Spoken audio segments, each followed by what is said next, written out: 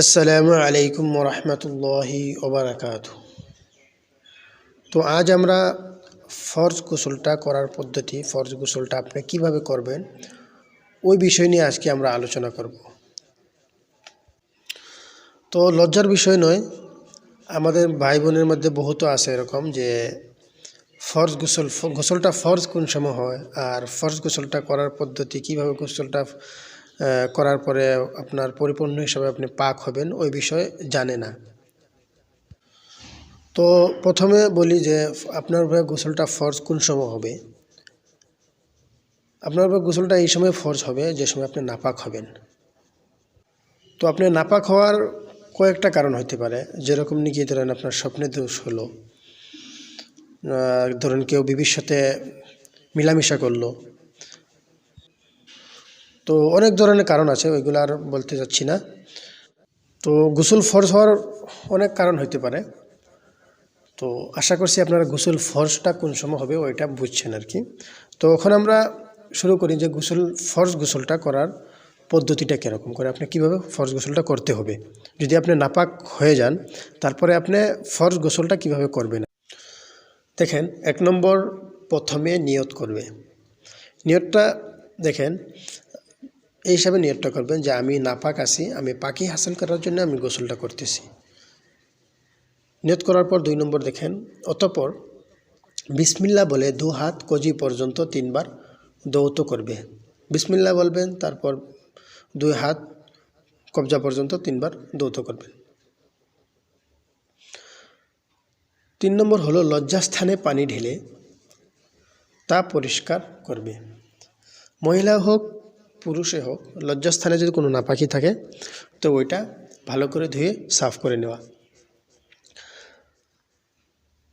4 নম্বর হলো অতঃপর পূর্ণরূপে অজু করবে।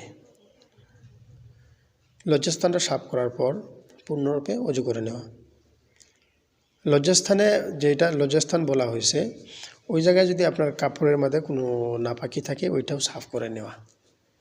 যেহেতু যদি চিন থাকে যে আমার এই জায়গায় নাপাকিটা লাগিয়ে আছে, তো ওই জায়গাটা সাফ করে নেওয়া, তারপরে অজু করা। 5 নম্বর হলো মাথায় পানি ঢেলে আঙ্গুলটা চালিয়ে আর কি চুল খিলাল করবে। মাথায় পানি ঢেলে তারপর আঙ্গুলটা চালিয়ে দিবেন।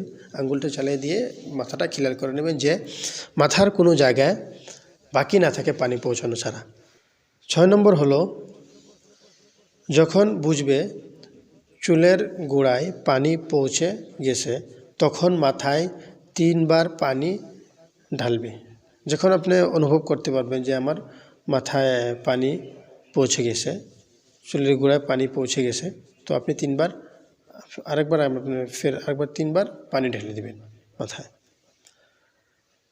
7 নম্বর হলো এবং সমস্ত শরীরে পানি ঢালবেন। সমস্ত শরীরটা আপনি এরকমভাবে দেবেন যে কোনো জায়গায় চুল পরিমাণও পানি পৌঁছানো ছাড়া থাকে না। যদি এরকম থাকে তো আপনার গোসলটা আদায় হবে না। 8 নম্বর হলো ওই ক্ষেত্র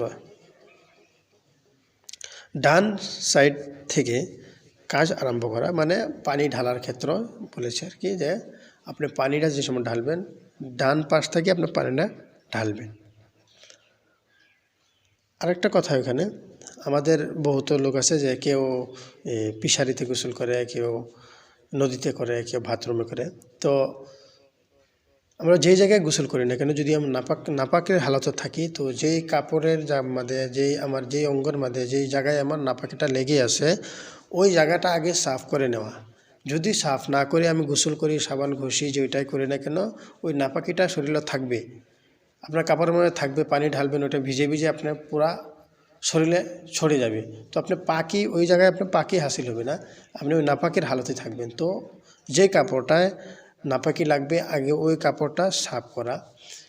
যদি শরীরে কোনো জায়গায় নাপাকি লাগে থাকে, কোনো অঙ্গে যদি নাপাকি লাগে থাকে, ওইটা সাফ করে তারপর আপনি অজু করবেন। ওইখানে বিস্তারিত বলে দিচ্ছি।